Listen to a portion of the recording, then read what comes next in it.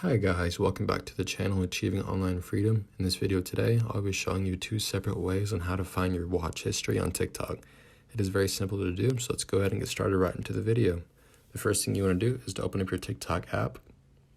Once you have done this, all you need to do is go to your profile in the bottom right corner, click on the three lines in the top right corner, click Settings and Privacy. Once you're here, you need to scroll down a little bit until you see Watch History. You want to click that, and these are all the videos that you've watched in the past week, and tells you what day you watched them as well at the top of the screen. You can also click the gear icon in the top right and turn off the watch history for up to 7 days, and you can also clear the history for your watch settings. And another way to find your watch history is by going home, click on the search button in the top right, and looking up with 2 asterisks.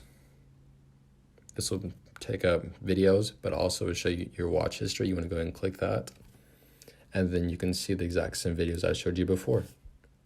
So I hope this video helps, and if it did, please make sure to like the video and subscribe to the channel. It helps out the channel a lot, and I will see you in the next video.